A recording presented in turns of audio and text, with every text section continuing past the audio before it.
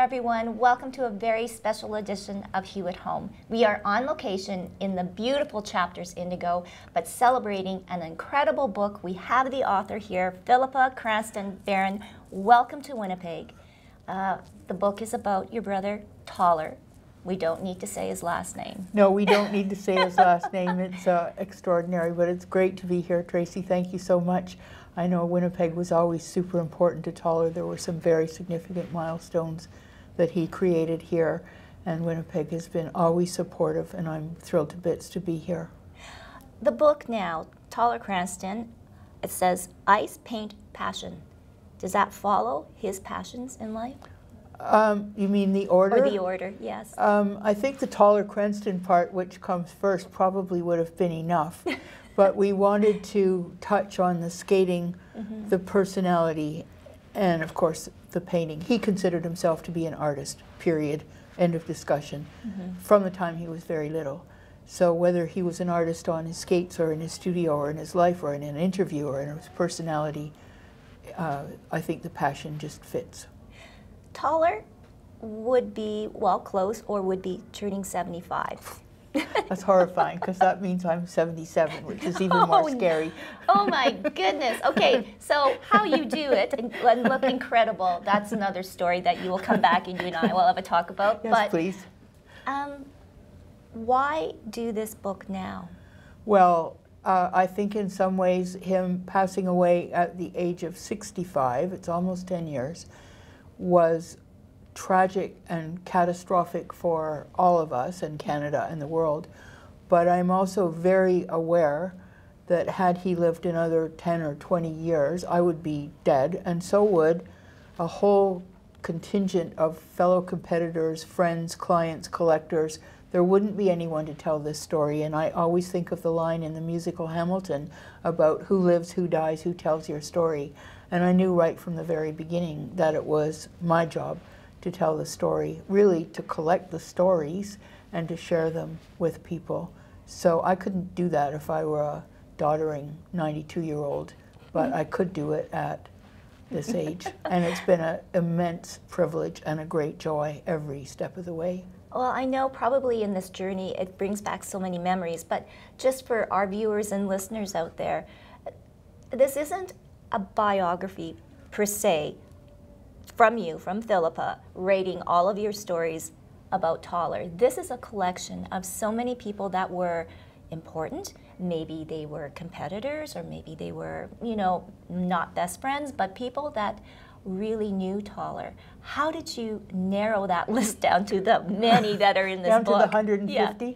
I didn't actually narrow it. What happened, to be honest, was that I knew there had to be a book. I made my living as a writer, mostly for television, so writing wasn't a strange thing for me, but I would never presume to write about the politics of figure skating judging, or the importance of Toller in the world of contemporary art, or about LGBT issues, or about various other things. What I could do is write about him as a little boy and write about my experiences with him and the experience of dismantling his property in Mexico in the Mexico period and so on. But along the way, I thought I will ask people who do have the credentials and the experience and the authority to write about skating and politics and judging and so on. And I also thought, cleverly, I thought, that at least if so-and-so or so-and-so were in the book, they would want a copy. Maybe they'd want 2 or 3. So that would be how I would get this book distributed. But along the way, I was fortunate enough to get a wonderful publisher, Sutherland House Books in Toronto, which are nonfiction Canadian publishers, exactly what this book needed. And so the book has incredible reach. But initially it was because I didn't want to presume to write about things that I didn't know squat about, and I did want a vehicle to get the book out. And so I've actually managed to get the best of both worlds. I wrote about what I could. I invited other people to contribute. And for Toller, who was so multifaceted and so mercurial and so flighty and so awkward, nobody could say, this is Toller. There was no such thing. So 150 people saying, this is Toller, made more sense. So it's really like a embroidery. I think. Yeah. And I also think because everyone who ever saw him skate or met him or heard about him or saw an interview has a feeling.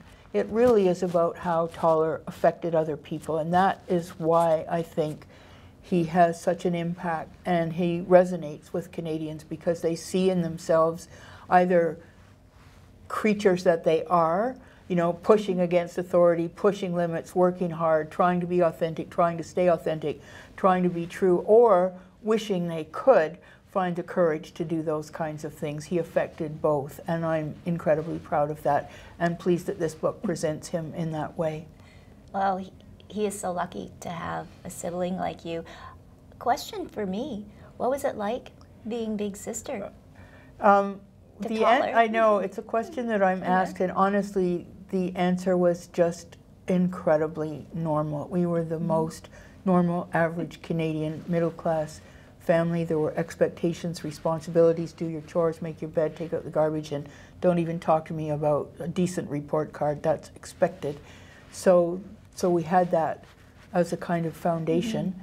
But Toller, from a pretty young age, I can't say, you know, he was unusual, but not utterly bizarrely unusual. And a lot of that, quite honestly, was a cultivated personality that he developed as he grew into adulthood. And he was pretty open about that. This is my performance Toller, and this is my Toller. So the reason I think that Canadians have responded to him for decades is because underneath they knew he was really a pretty vulnerable, ordinary, decent, flighty, flamboyant, sometimes Canadian guy who was doing what he loved in the face of unspeakable opposition sometimes, but he just did it. Was he an introvert or extrovert? Both. I think both. He was quite shy. The people that knew him well saw that side of him. Some people only saw the public thing, which was very, very flamboyant, but I think he was always watching to see how his flamboyance was being perceived. So I think both. I think probably if he was still living today, I think he would be a lot more comfortable in his own self. But moving on now, when you're talking about all these people and bringing their stories out, what have you learned about Toller that you didn't know before? That's such a good question, and I'm really proud to say that I always knew he was immensely talented, and I've always been fiercely proud of his talent. What I didn't know, and I'm a little bit embarrassed to say this, was what a decent human being he was, because sometimes he was selfish. He had to be, I understand that. Sometimes he was irresponsible. He didn't have to be irresponsible, but he often was. But I am completely blown away and humbled by the extraordinary effect he's had on so many other people. People have said, honestly, not a week goes by that I don't hear, Toller made me brave, Toller gave me courage, Toller allowed me to come out, Toller allowed me to be who I am, Toller inspired me. Even people who never met him, never knew him, they sensed that with him. And I didn't have a clue about the power of that and the depth of that impact. And now that the book is out and I'm traveling a bit and meeting more people, I'm so humbled by the outrage people still feel, people in their 70s and 80s like me, about how he was cheated with the judging and he didn't win a medal and he should have. And you know, there's a real feeling of ownership almost in this person. And for me, his legacy for Canada is what's driving me. I just feel that he needs to be remembered and acknowledged as an important Canadian. Well, most certainly. And if you think about it too, your journey now, having done this book, my question, first, is why Mexico? Why did Mexico have such a hold on Toller? Well, it had an almost magical hold on Toller from the first time he went. San Miguel de Allende, which is a Spanish colonial city roughly 4 hours north of Mexico City, it's in the mountains, has always been an artistic center for 400 years. And so a lot of artists have settled there and practiced there. And not only artists, but the artisans. They can make and create anything. The workmen in Mexico are second to none. So metal, glass, weaving, fabric, ceramic, they are just the best of the best. So the artistic center, the history, a historical, cultural aspect attracted him. But also he was an outrageously terrible with money, and he could afford to live in a style in Mexico that he could never have afforded, I think, anywhere else in the world. So he had this massive estate property and a staff of 6, and he could live the way he wanted to live. And honestly, San Miguel is a 4 or 5 hour flight from almost everywhere. It suited him perfectly. The light, the color, the flowers, the nature, the craft, the art, the shopping, it all just fit perfectly with him, and he loved being there. But you don't really see, you know, he wasn't painting burrows and cacti. He was painting from his own vision. But his color palette and the light and so on influenced him very strongly. He talks about that, so I'm not kind of making it up. He loved Mexico, and Mexico loved him. Oh, that's so beautiful. Now, about you, though, you became the trust of the estate, yes. trustee. 18,000 pieces? 18,000. They were counted. They Oh were my God. actually counted. 18,000 things on his property that were identified, not cataloged, but numbered, listed, priced, excluding the paintings. Those were all handled separately. Right. 18,000 things were dispersed in 45 days. It was unbelievable. It was a 6-week estate sale that went on every day, 7 days a week, and it was utterly magical. There was so much stuff, just so much stuff, and there are lots of photos in the book, that prices were so cheap. There was no arguing, there was no bickering, there was no nothing. People would just come, they'd pour their hearts out, they'd tell their stories, and they'd buy something, and then they would come back, and they'd buy more, and they'd come back, and they'd come back. It was like the drug addiction in San Miguel in September 2015.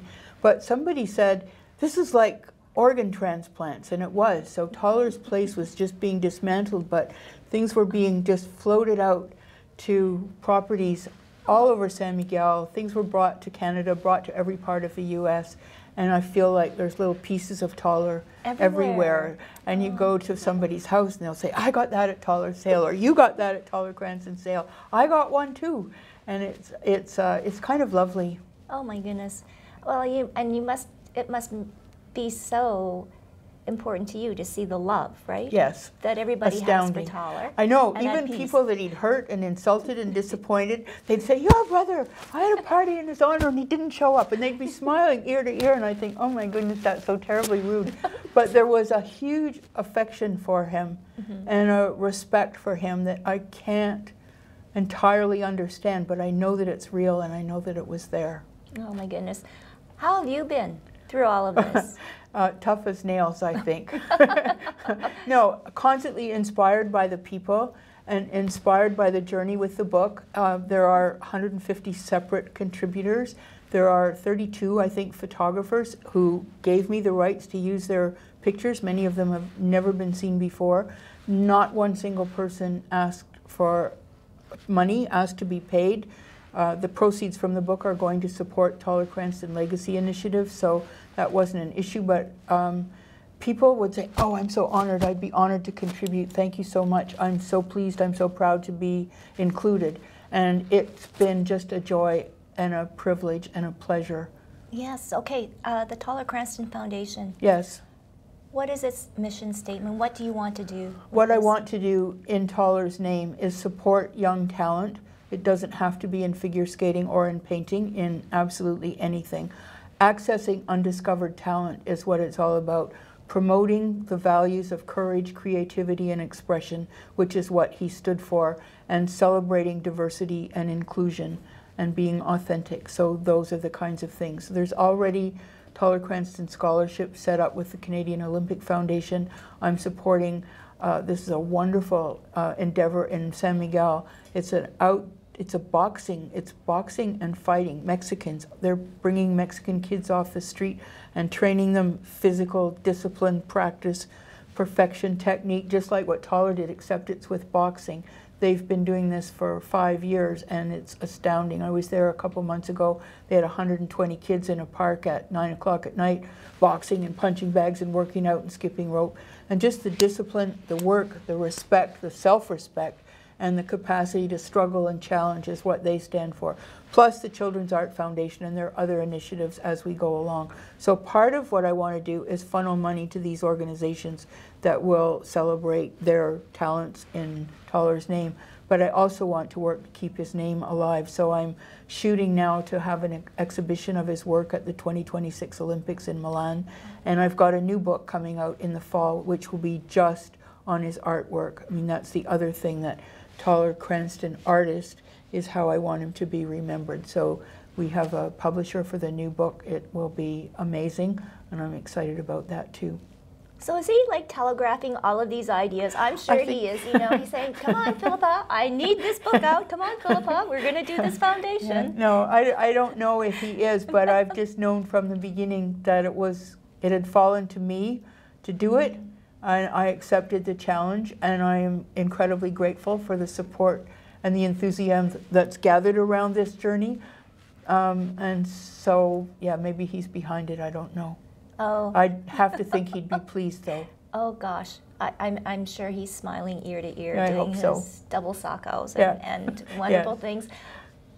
On his tombstone, Yes. Zero Tolerance. Yes. That was the title of one of his books. Mm-hmm. So he wrote, or Ghost wrote, a number of books, but one was called Zero Tolerance with 2 L's, and it fits. He had zero tolerance for mediocrity, zero tolerance for any kind of half-assed effort, zero tolerance for doing less than your best, and that's, to me, what he stood for. So it just says Toller, artist, zero tolerance. It doesn't say Cranston, it doesn't say any of that stuff because it wasn't necessary. No. So I will tell you that part of his ashes are buried in Mexico. The other half is back in Canada where it belongs. No, so fitting. Well, you are doing some more book touring. This is an incredible book, Toller Cranston, Ice Passion. Thank you so much, Phillippa, for being here. And I just want to say there is a little bit of a Winnipeg connection in the book. The wonderful Brentley Carrington, is she not, have her own little piece in the book too as well? She is. Brentley was one of Toller's oldest and dearest friends, and there weren't many that could get close to Toller and even more stay close to Toller. He had fallings out with many people over the years, but Brentley and her husband Brent have been amazing, absolute stalwart friends for Toller. He was extremely lucky to have them, and I would say by extension Winnipeg, in his corner for his entire life. Oh, well, that just is a good testament to us Winnipeggers. Yeah. No. Again, thank you so much. Thank you to Chapters Indigo for hosting us here. And you got a book signing to get to. I do. So wonderful to meet you, I hope Phillippa. people will come and join us today. Thank you. And Thank I know you, Tracy. that this might be like the gold medal that Toller. You know what? That's the always nicest wanted. thing he would be. And that was something Brentley asked me the other day, did he have any regrets or any resentments? And he certainly carried a lot of grudge, I would say, that he was never able to win a gold medal, Olympics or Worlds. But I think you're exactly right. I think this is the gold medal. The fact that he's being so celebrated 10 years almost after he passed away and 50 years after he was a competitive figure skater is pretty amazing. Yes, he's always in our hearts and in our minds. Thank you so much. Thank you, Tracy. And thank you all for joining us here on Hue at Home. We'll see you next time.